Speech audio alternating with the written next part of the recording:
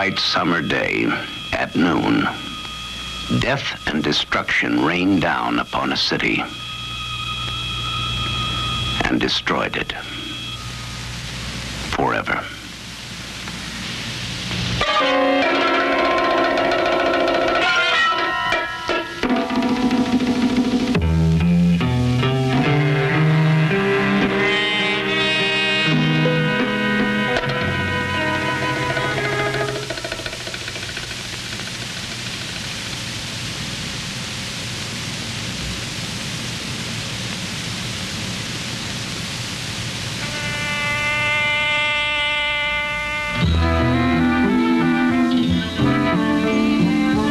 Within its gates, the city flourished, busy with shops and finance, with homes and schools, trade unions and markets, theaters and music. It was a city of businessmen and bankers, politicians and doctors, writers and actors, priests and ditch diggers, respectable housewives, girls of questionable virtue, and girls of no virtue at all. A city of human fears and frailties, of life and laughter. A city called Pompeii.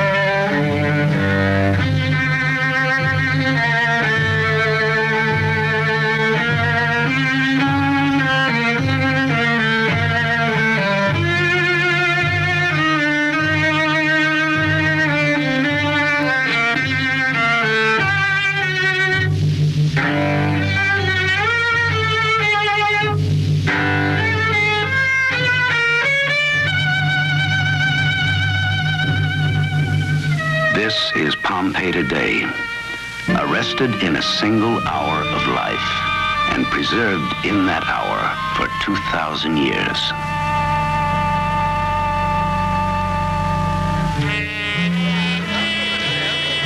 Once long ago, all this was quick with life.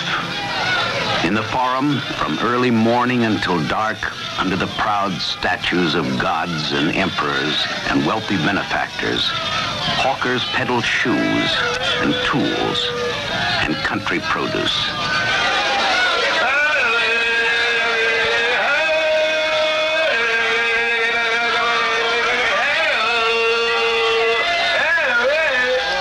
Buyers and beggars threaded through the crowds to examine the goods spread out in the shops and stalls. For everyone, there were 1,000 little pleasures every day. To gossip over a drink, to bet on a cockfight, to watch a carpenter at his bench, or to bargain with a dealer in cloth, or a seller of food. Hey, mister, give me a couple pounds of those apples over there.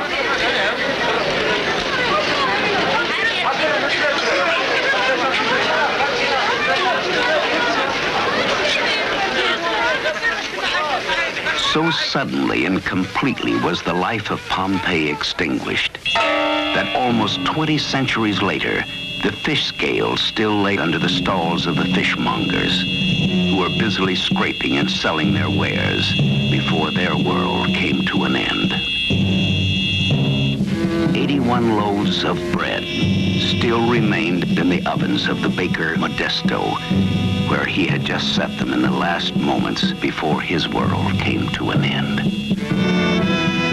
And the dealer in cloth, and the buyer, and the military, and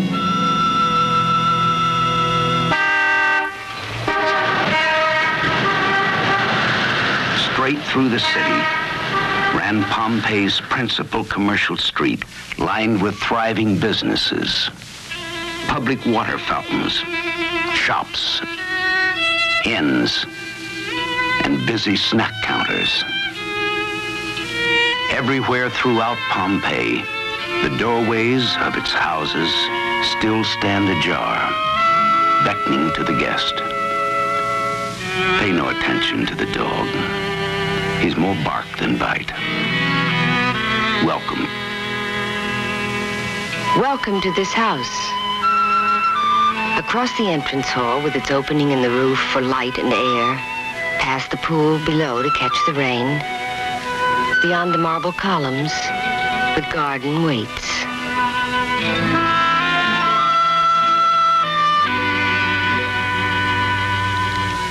Here, the flowers bloom again. Here, through the lead pipes, the water still flows to feed the fountains. Behind the shuttered windows can be found the interrupted midday meal, the bowl of eggs half eaten, the loaf of bread hastily pushed aside. In the kitchen, oil and grain still fill the jars, while on the stove, dinner is ready, ready through all eternity. And for all eternity, everywhere throughout Pompeii are the men and women and children who have never left their city. Once, generations of faithful worshipers wore deep grooves in the stone steps before the altars of the all-powerful gods, Jove, Apollo, Diana. Homage was paid to in shop signs and frescoes, in particular to Mercury, the very special deity of commerce. The gods watched over bakeries, dye houses, and potter's shops, over the worker in bronze and the wine merchant in the forum, over the shoemaker who had his bench at the corner of the Via degli Augustali, and the wealthy Vettius Syracuse, in whose luxurious home was spelled out on the entrance hall floor the motto of all Pompeians, Salve Lucrum, all hail to profit. Upon those who toiled industriously and faithfully, the gods bestowed proper financial reward.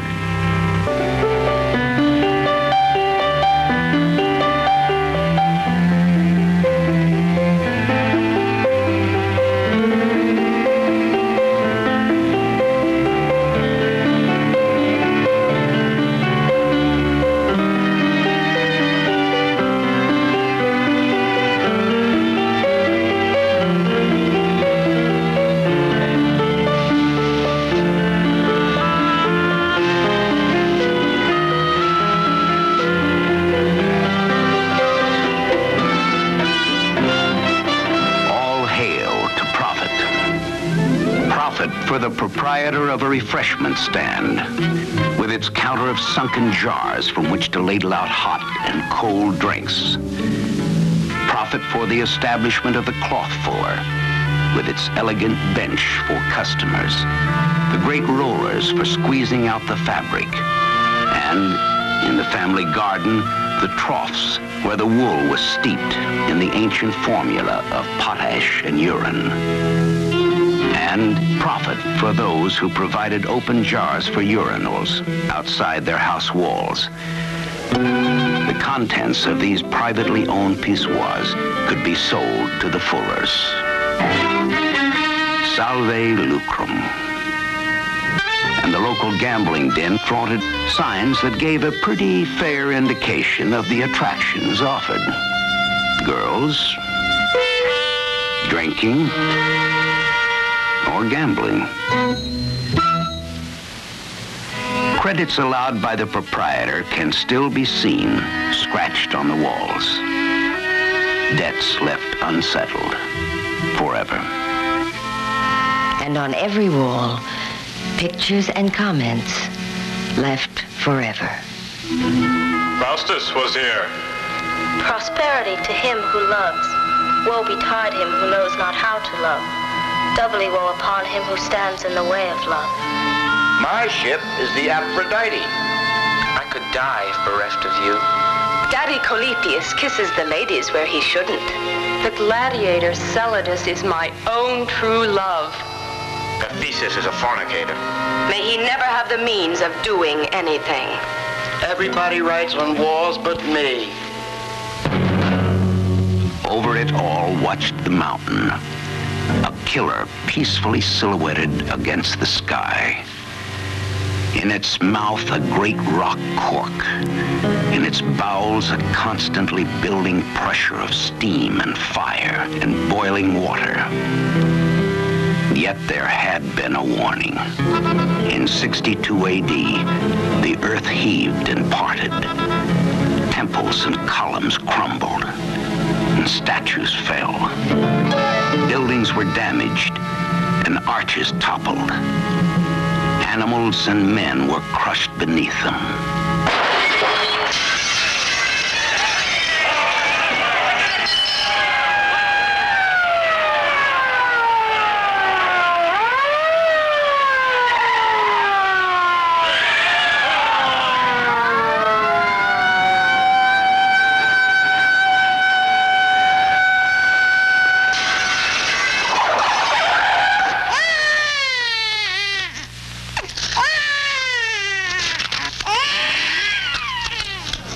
Afterwards, in the deceptive restored calm, the people cleared away the rubble and repaired the damage.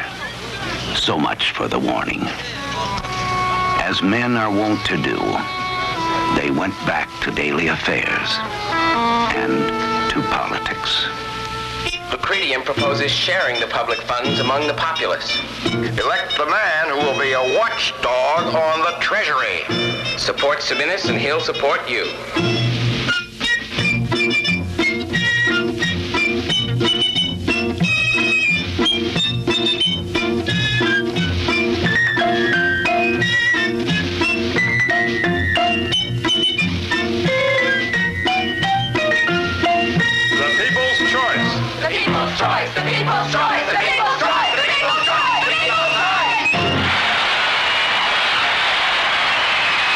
And as men are wont to do, they went back to daily affairs.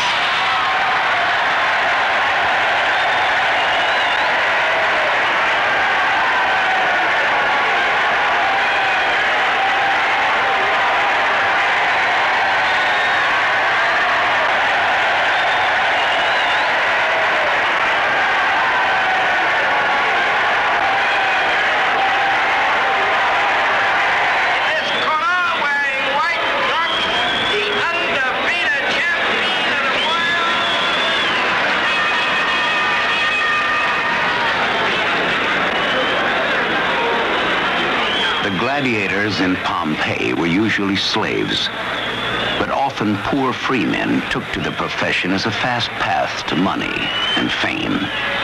They fought to the death against wild animals or each other, on horseback or on foot.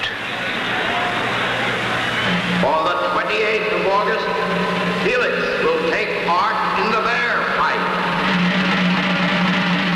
Severus, Freeman, 55 fights to his credit. The unbeaten Hermastus. Croesus, Lord of the Ladies. Celadus, Lord of the Girls. Amphitheater, 50 years older than that of Rome itself, could hold the entire population of the city. But the worldly Pompeians, insatiable for entertainment, had two other theaters as well. In the Odeon, small and elegantly decorated, the more cultivated citizens listened to concerts. But everyone, wealthy and poor, educated and illiterate, crowded into the great theater to watch Greek tragedy, or the Roman plays of Seneca, or the comedies of Plautus.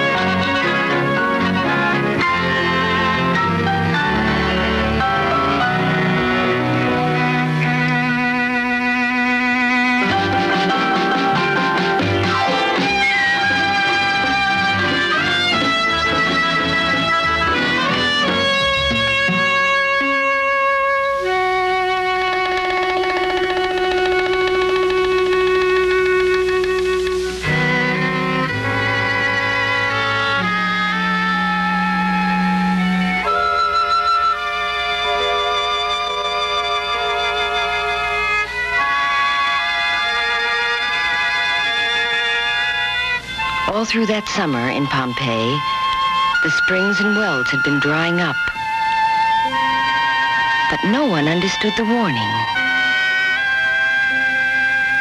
All through those weeks, a strange dark cloud had hung in the clear sky. But no one paid any attention to it. No one was worried.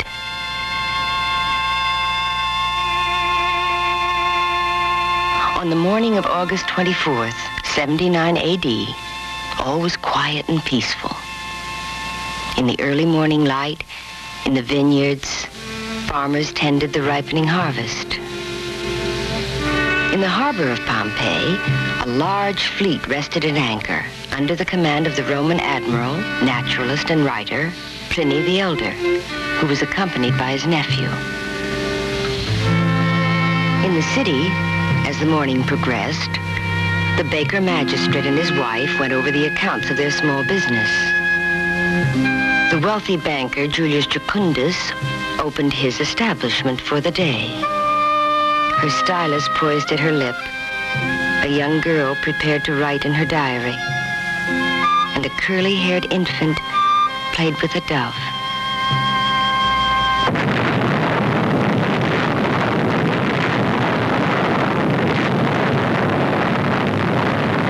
Exactly at noon, a deafening explosion shattered the air. The entire top of Vesuvius was blasted into the sky as the pressure of centuries finally blew the cork in the volcano asunder.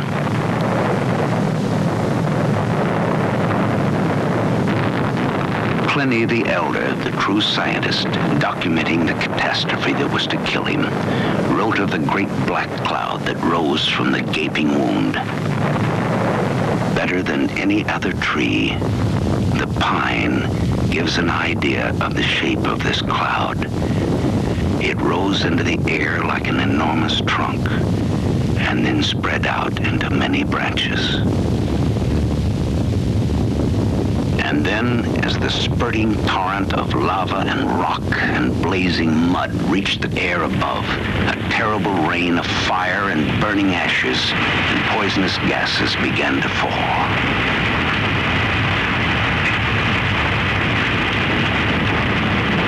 Caught in the streets or trapped in their houses, the Pompeians collapsed and died, asphyxiated by the gases, buried in the fiery ashes.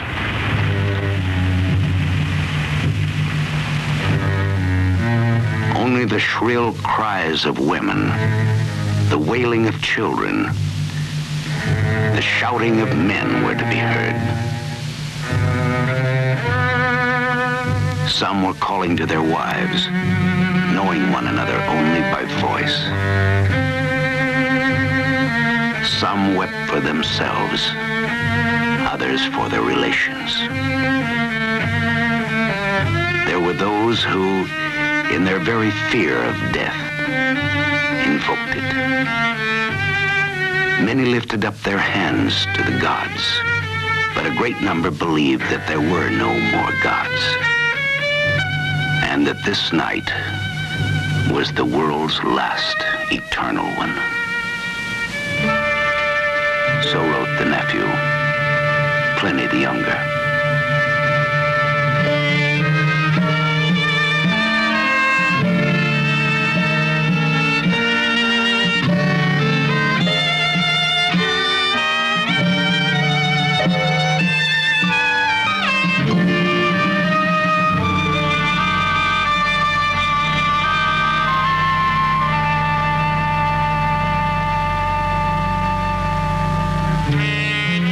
After 5 days, there remained only a disemboweled mountain, a black silhouette against the sky. Below, in an alien landscape, nothing remained of Pompeii and its flourishing neighbor towns. Nothing of the villas and the farms and the surrounding countryside. Nothing but a great barren expanse, 30 feet deep of dust and ashes. The dust and ashes, blown by the winds, were to be carried as far as Rome and Egypt and Asia Minor. But Pompeii itself was not to be unearthed for 1,700 years.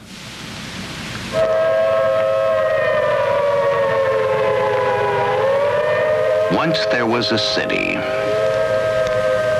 busy with shops and finance and trade unions, with schools and homes and markets.